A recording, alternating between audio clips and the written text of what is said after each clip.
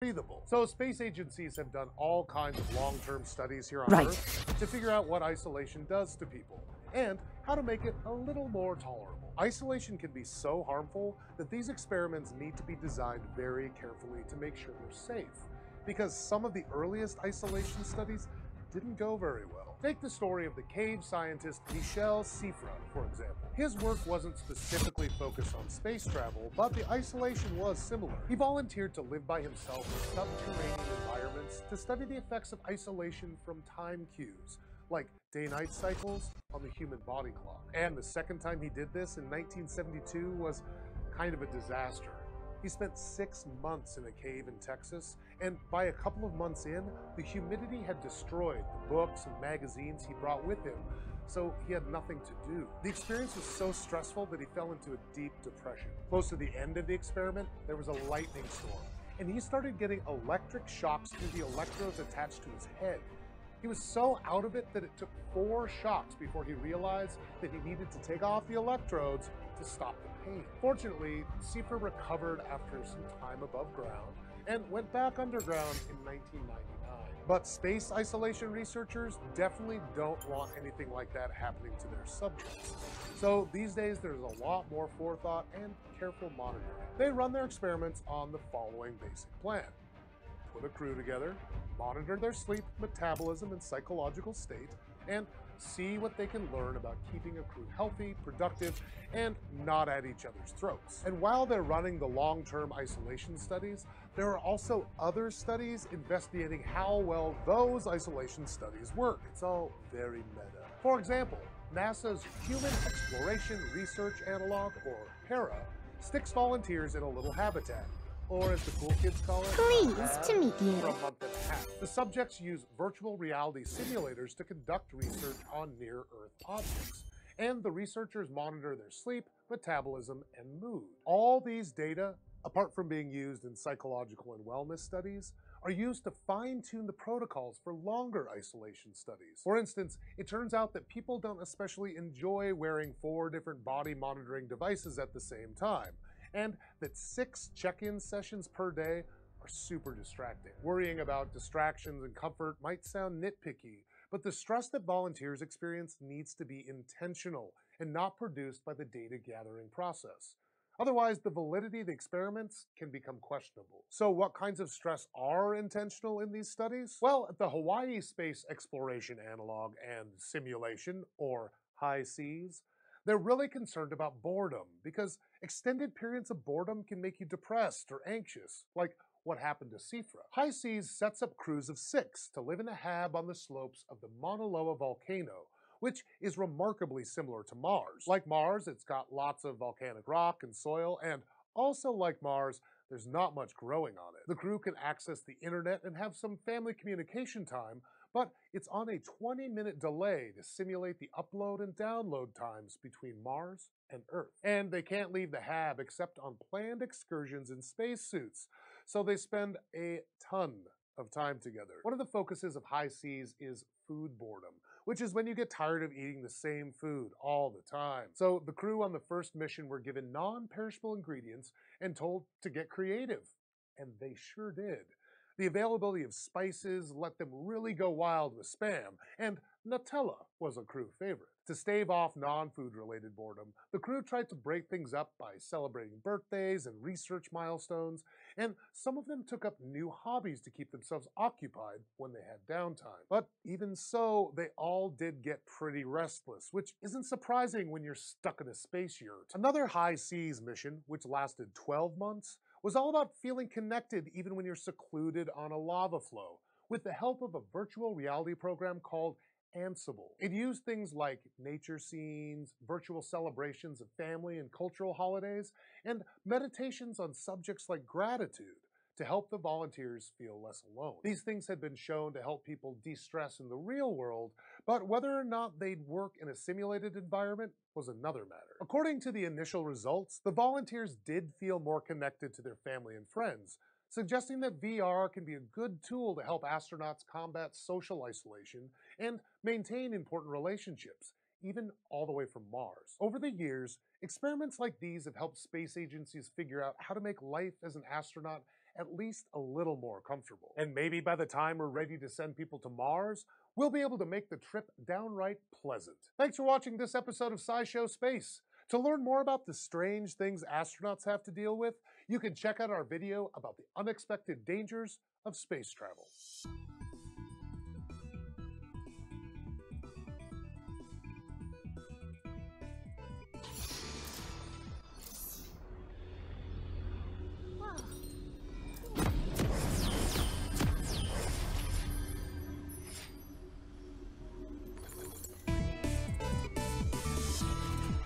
You know when you're reading a really good book and something intense happens to one of your favorite characters, so you are also hit with like a wave of feelings? You might feel a little silly as you reach for a box of tissues, but it's a normal human thing to understand and relate to other people's feelings, even fictional people. We call this empathy. Empathy might seem pretty straightforward, but we know from research that it involves a complex network of brain areas that process things like emotions, thought, and understanding social cues. Many of these brain regions aren't fully developed until late adolescence or early adulthood, so it takes a while for little kids to get it right. To understand the different pieces of the empathy puzzle, scientists often divide it into three components: emotional, motivational, and cognitive. And to figure out how and when empathy develops naturally, researchers study how kids behave in different situations. The emotional part refers to sharing someone else's feelings. For example, researchers have tested this by monitoring brain activity as adults watch someone else's hand getting poked with a needle. And you're like your brain does things. And the brains of people watching typically show a similar response pattern to the person actually being poked. This suggests that we actually feel something similar when we see someone in pain. And it seems like this kind of empathy may develop pretty quickly. We think babies as young as 6 to 8 months show early signs of it, when they make sounds or facial expressions that mirror others who are upset. Next up is the motivational component. It is basically the urge to like wanting to comfort a friend when they've lost a pet or family member. And even though children might mirror each other's emotions early on, it takes a few years for this motivational part to begin. When they're about 3 to 6 years old, kids might show behaviors like sharing their favorite stuffed animal to make someone else feel better when they seem sad. Now the third and maybe most complicated part of empathy is the cognitive component. In the research world, this is sometimes called theory of mind. It's the ability to take another person's perspective, think about their experience, and understand why it would make them feel the way they do. This requires some mental gymnastics, so it's not a huge surprise that it seems to be the hardest part of empathy. Well, and it's easy to mistake for selfishness or weakness. One of the most well-known ways to study theory of mind is called a false belief task. Like there's the Sally Ann task, which involves scenarios that get played out at all. It goes like this: Sally has a basket, and her friend Ann has a box. Sally puts a marble in her basket and leaves to go for a walk. While Sally is gone, Ann takes the marble from the basket and puts it in her friend's box. For all this, researchers ask children where Sally will look for the marble when she gets back. Kids under 3 years of age will usually say that Sally will look in Ann's box because they saw the marble move.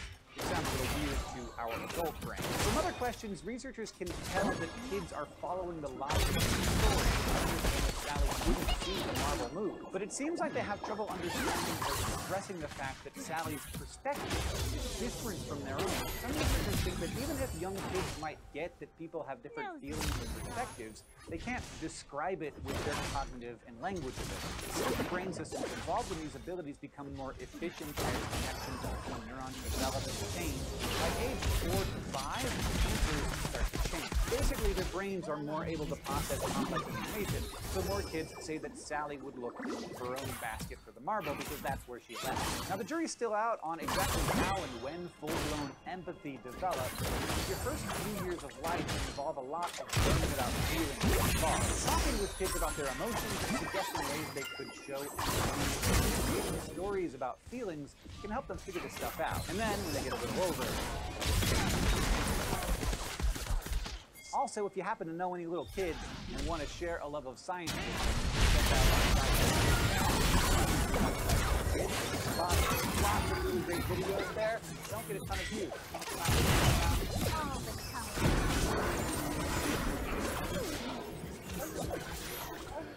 Enemy double kill.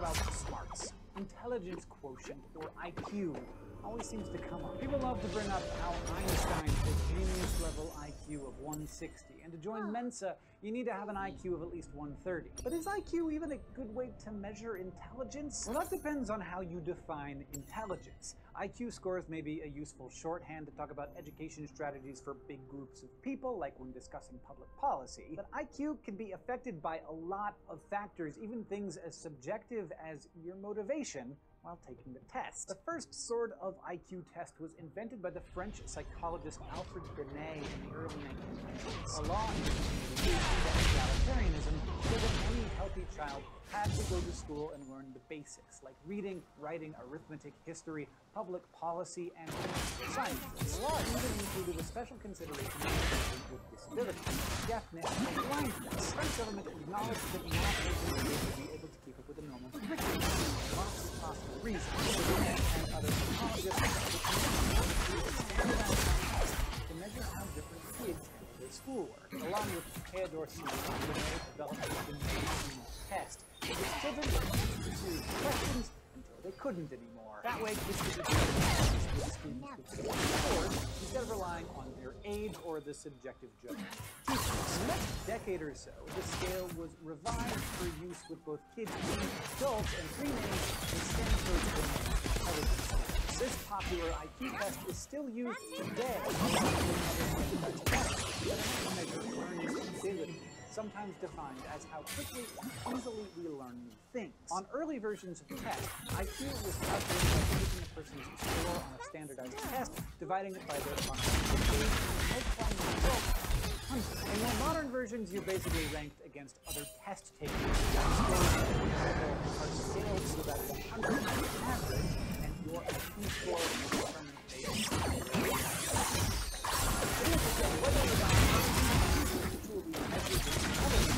depends on how you define intelligence. In simple definition, intelligence is the ability to learn new things in challenging situations. But the definition can also include the ability to use logic, reason, or to think abstractly. These definitions are all focused on intellectual capacity, which is how intelligence is defined by the logical association. And they don't include other kinds of intelligence like social and emotional intelligence, or things like creativity or self-awareness. The Stanford Binet test, for instance, focuses on 5 main categories of information: baseline knowledge, basic mathematics, visualizing objects in space, working memory, and fluid reasoning, or the ability to solve new problems. So depending on what you're trying to understand about someone, IQ tests might be useful, or they might be a waste of time. It turns out that your IQ score can be affected by a lot of different things, and because intelligence is so complex, we're not sure how strongly different factors might affect it. There's some evidence that says cognitive abilities are somewhat heritable, meaning there might be some kind of genetic component to IQ, but it's not that simple. Recent studies have shown that IQ tests are affected by motivation. For example, one 2011 meta-analysis found that people who are offered cash if they do well on an IQ test scored higher than people who weren't offered anything, like up to 20 points higher for just a $10 reward. There's a huge effect. And we know that motivation can play a role in other things. It could be wrongly chalked up to just an IQ score. IQ also seems to be affected by cultural values can influence your IQ score. For example, a kid who grows up in a community that prizes storytelling might be better on verbal sections of the test or problems that require you to remember and retain information. On the education you get, the quality of that education might not. Kids who miss school, it's hard for them to get there, or who attend schools without resources can be slower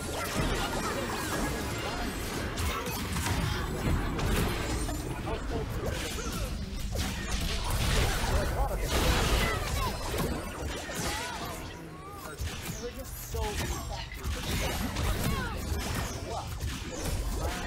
development, things like education opportunities and family. But psychologists seem to agree that one thing that seems to help people with learning is thinking about intelligence as a thing that can change.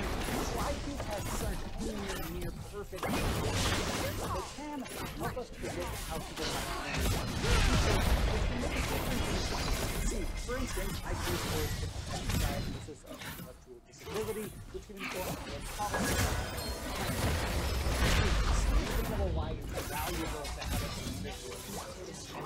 intelligence, like when it comes to making these general policies. But it's also easy to see why IQ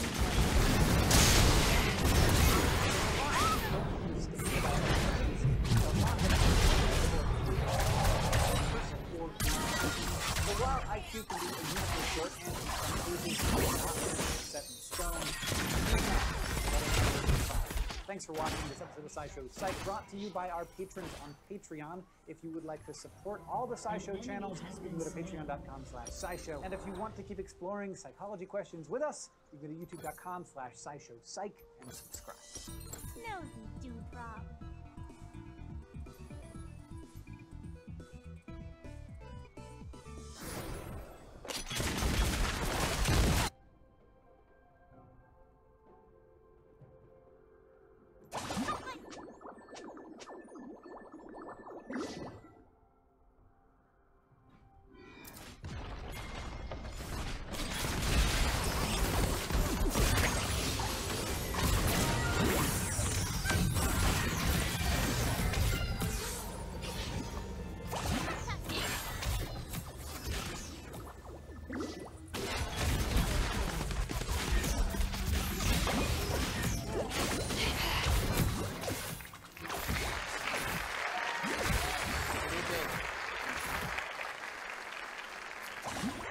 Good evening, I'm Brian Greene. In April 1919, a 34-year-old German mathematician was in his study, sitting at his desk. His 9-year-old son was on the couch, where he'd often be when his dad was gone. And Theodore Kaluza was there at his desk, when all of a sudden, he opened his eyes wide. He slammed his desk with his hand, stopped his feet, and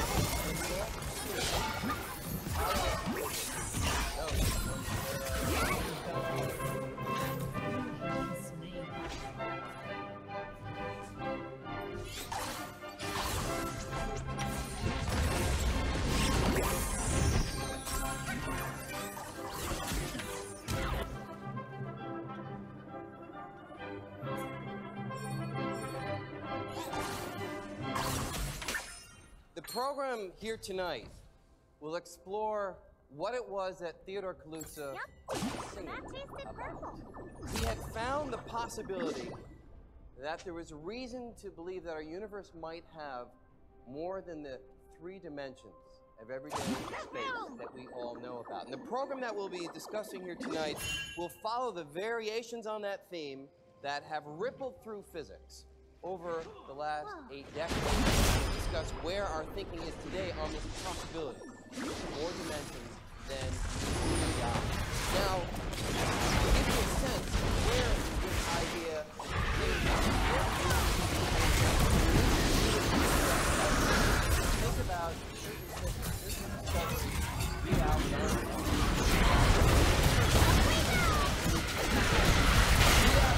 Think back to the year 1907. 1907 was a time when Einstein was really basking in the glow, having already discovered what we call the special theory of relativity, later tonight, various insights into nature, space, and time, and he set himself around that time the goal of understanding an even bigger force of gravity. Now you need to know, around 1907, in fact way before that, many physicists believed that gravity was good from the world. However, Einstein was, of course, the kind of thinker for whom there was no such thing as received wisdom that he wasn't willing to challenge, willing to think through in fresh, new ways.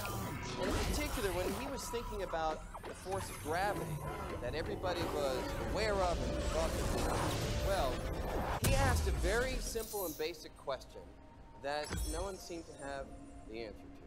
And that question was, how does gravity really work? How is it that one object, like the sun, can somehow exert a pull on another object like the Earth, even though there's nothing connecting them? There's effectively empty space between them. How does gravity get the job done? So naturally, to try to answer that question, Einstein went to the Principia, which has all the results in math and physics that Newton found in his lifetime. You know, it was the in,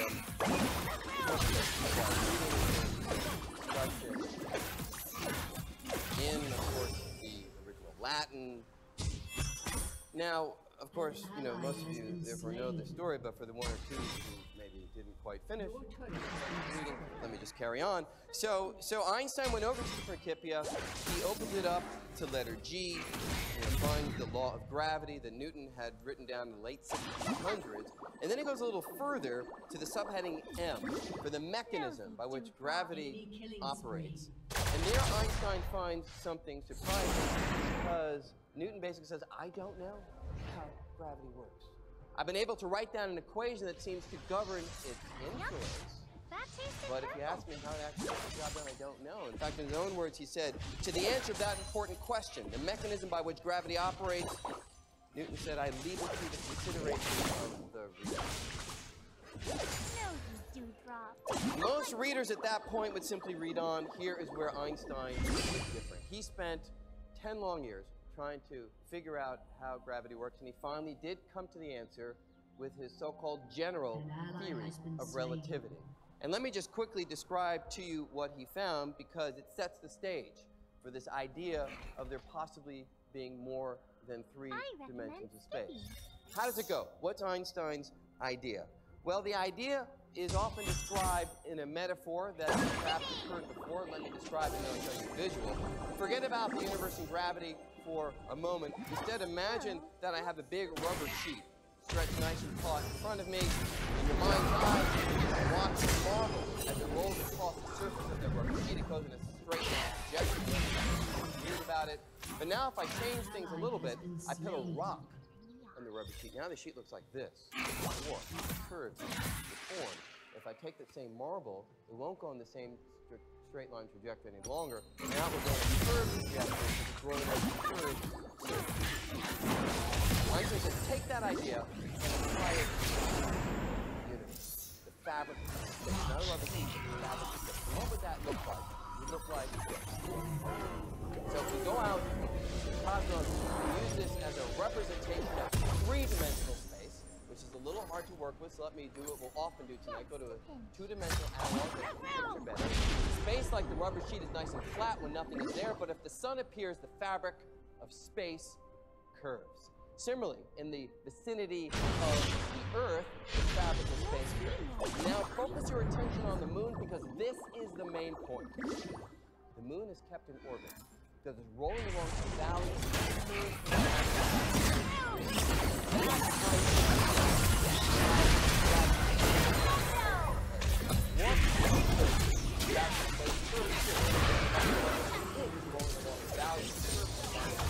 that the sun. That is how gravity works. Now, Kaluza got wind.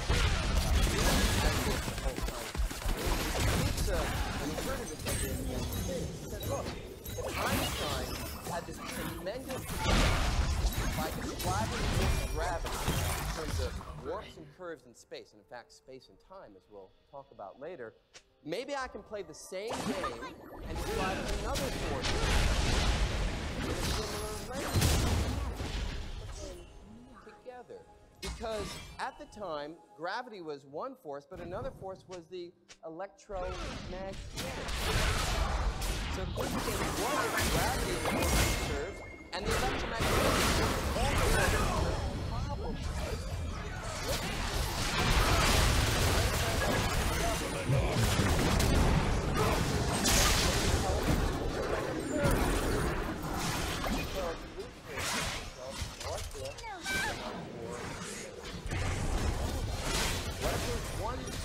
dimension of space. So what he did, what he was doing at his desk, was he took Einstein's equations that were derived and formulated in the context of 3 dimensions of space and 1 of time. He said, what if there are 4 dimensions of space and 1 of time? He writes down the equation. And here's what he finds.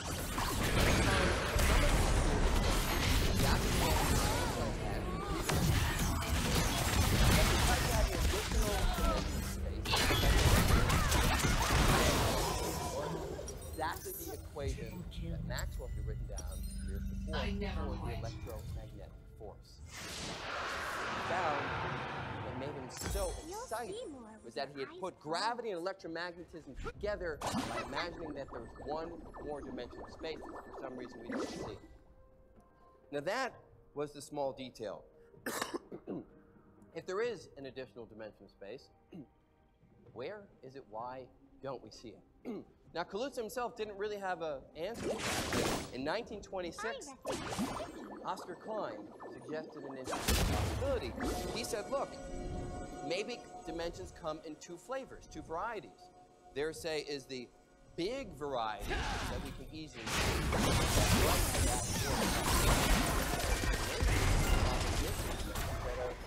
curled up, really close, and they're so small that they're all around us.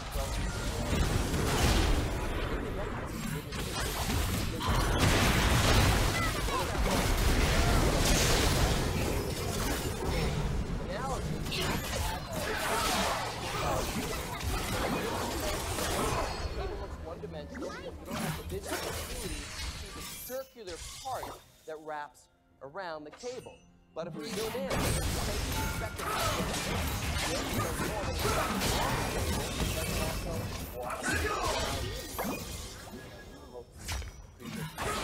it's so long to get these hands to do. But there you have it. You're making that small in 10 compared to big dimensions that are far more obvious. Now, that, of course, is just an analogy. What would that look like not for an object in space, like rather space itself? So let's take a look at that. The idea would be this. Here is three-dimensional space. I can only put two on the screen. If we go smaller and smaller and smaller, the idea would be that if we go small enough, we can encounter additional spatial dimensions. Anything not in the grid are dimensions that we can't see. Additional dimensions that are curled up. If you have a really ultra microscopic ant down there, it can walk in the grid part, the part that you and I is so tiny that it can walk around these curled up dimensions that you and I just not be aware of because they're too small. They're all around us, but they are just too small. That was the idea. Now that was 1926. Einstein himself got very excited about this idea, began to work on it. The problem was when people started to analyze this in detail, this possibility of extra dimensions in greater detail, they found insurmountable problems. They couldn't get the electron to fit into the theory in the right way, all sorts of problems of detail of that sort, and ultimately the idea was dropped by the 1940s. Interesting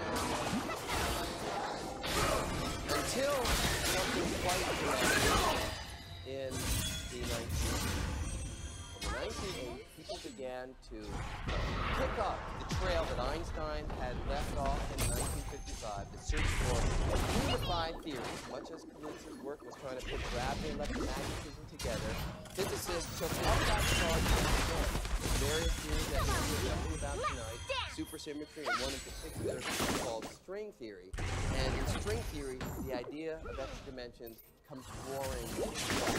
So just to get a feel for what these ideas are, let's take a quick look here. String theory tries to answer the question, what are things made of? So if we take that teapot and zoom inside of it, you all know that if it goes sufficiently deeply, you'll get molecules and atoms. Of course, we all know that atoms themselves are made up of particles, electrons, swarming around neutrons and protons. Inside the neutrons and protons are smaller particles.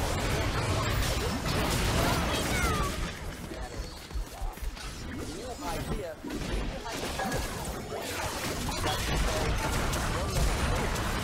particles that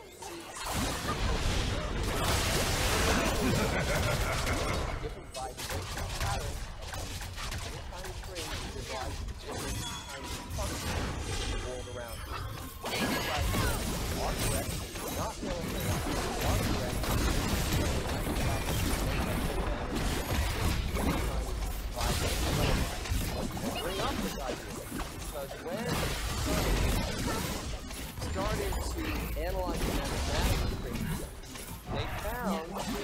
there's an equation that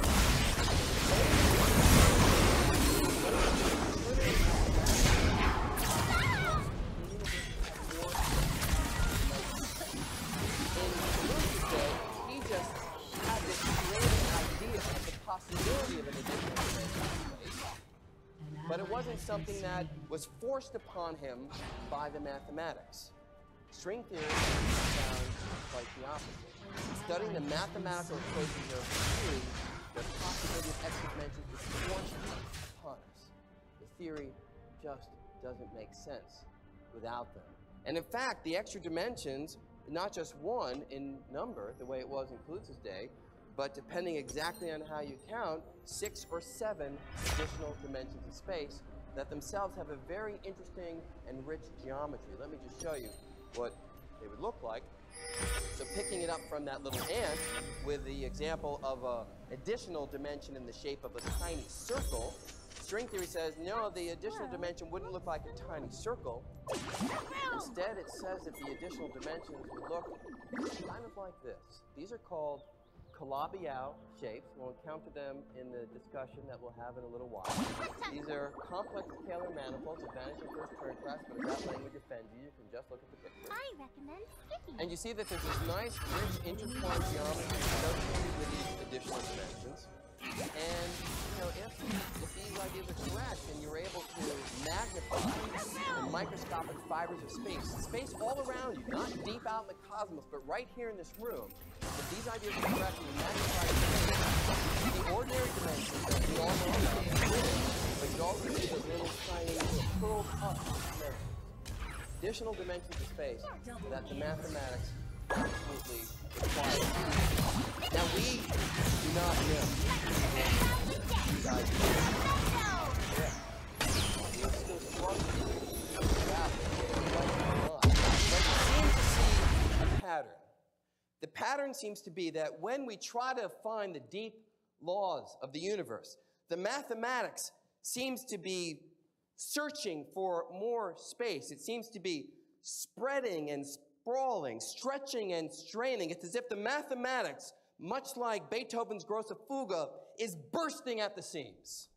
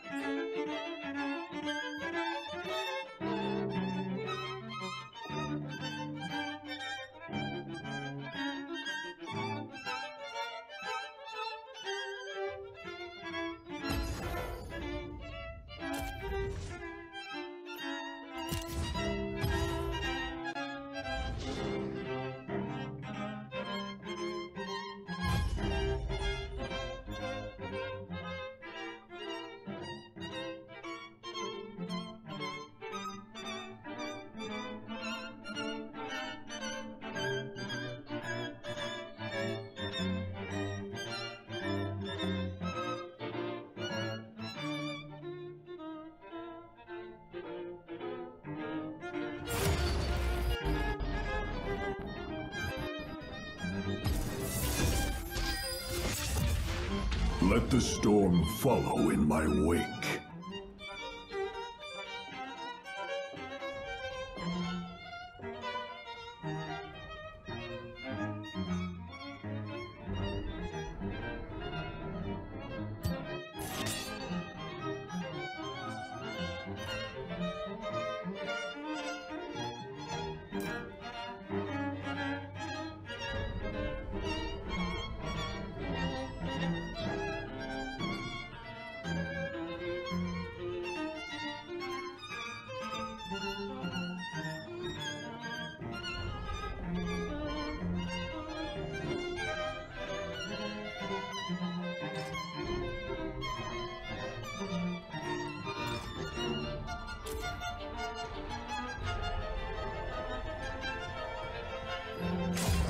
Embrace the darkness.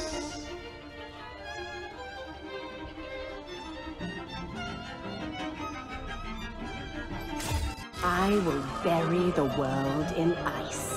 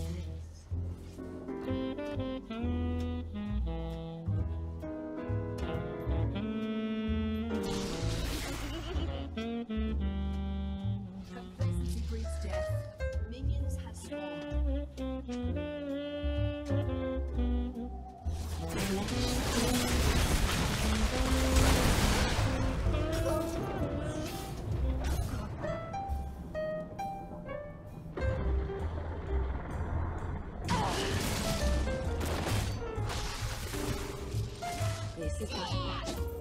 I've already done it.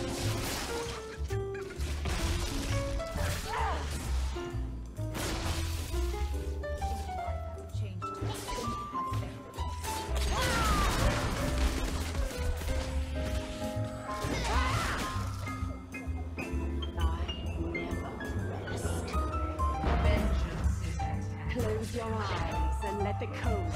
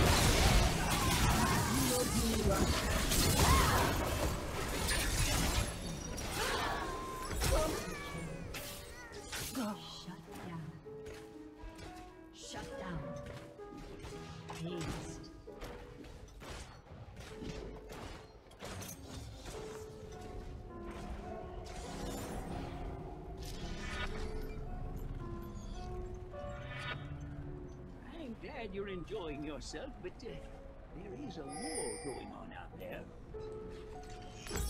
The Watchers will return.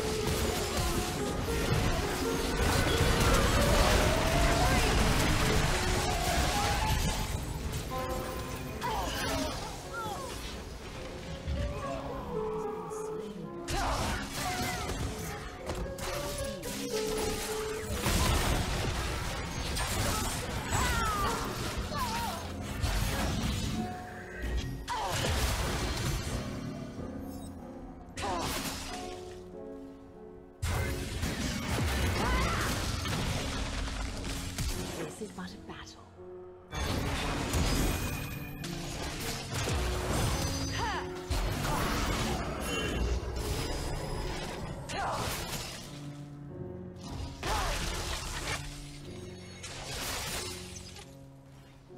All will meet in time.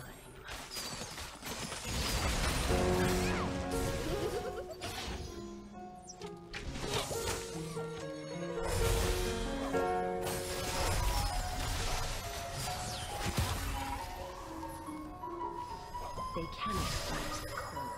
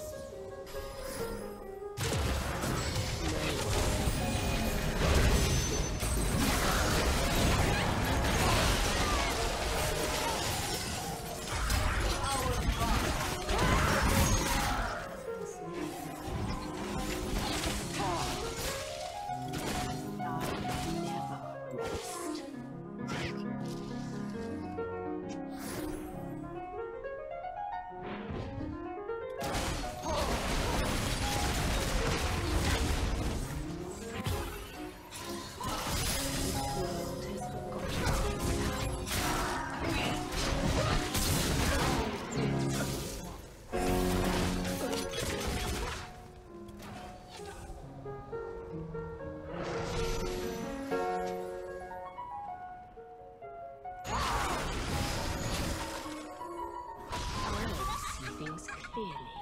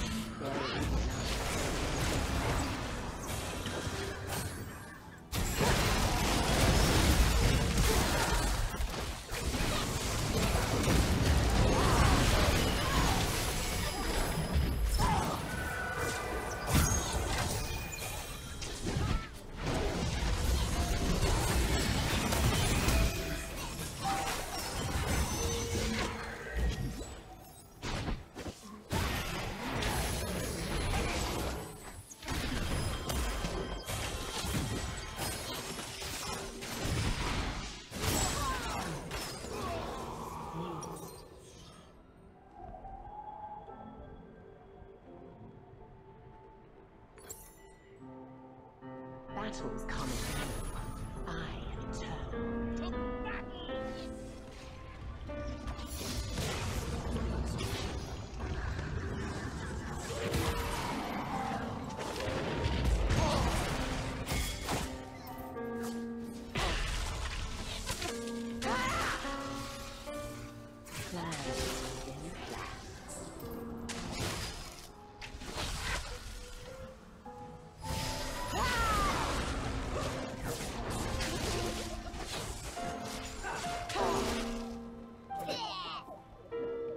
The Watchers will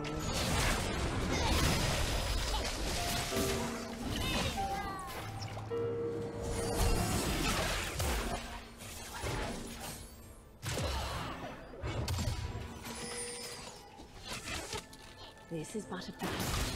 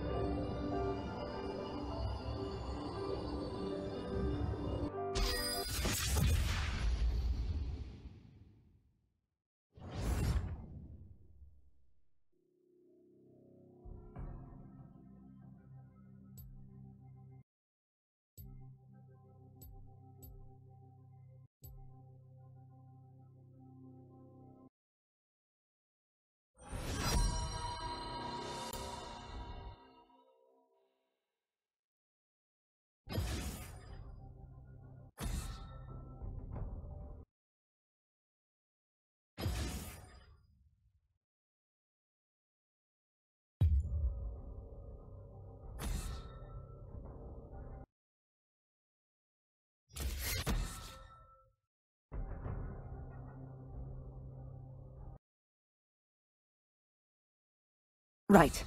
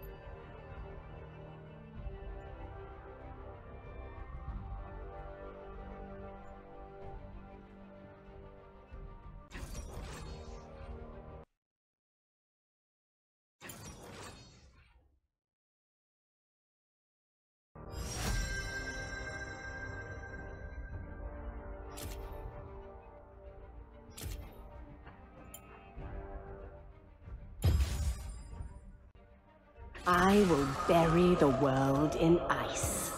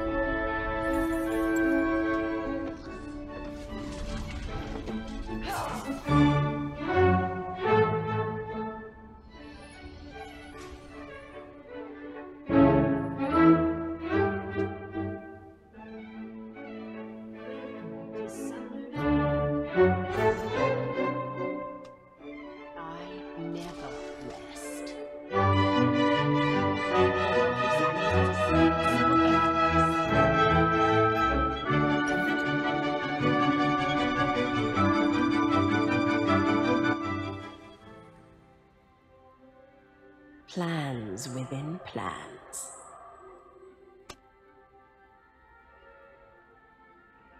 I make cold look hot. I've been killing your kind for centuries. Minions have spawned.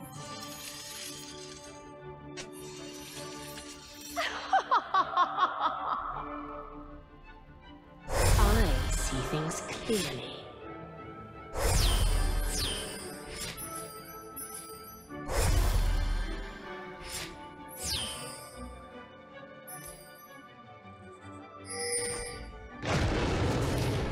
No one will remember.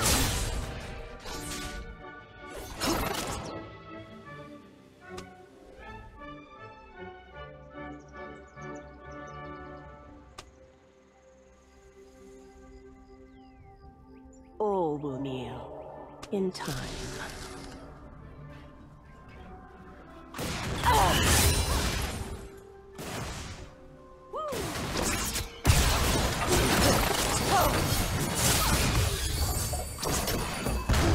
They cannot fight.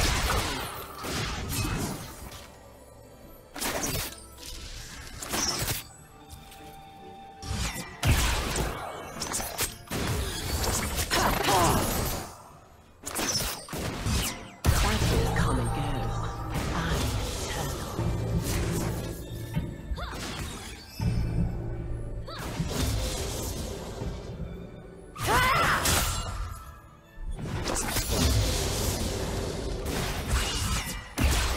I never rest.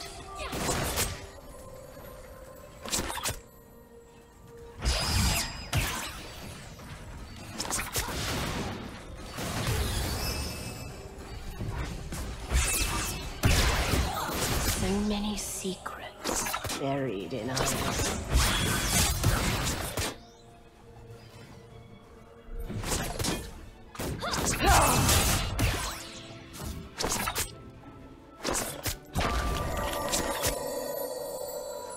The Watchers will return.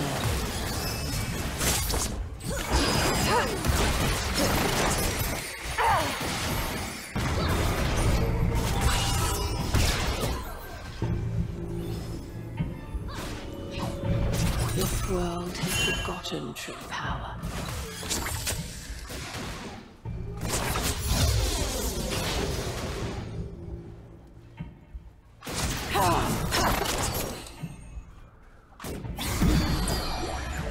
There will be no Thor.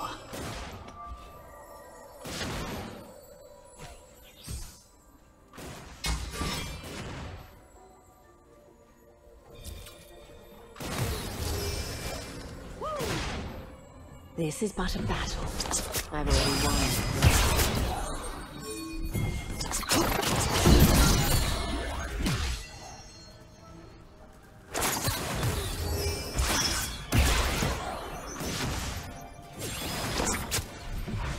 No one will remember.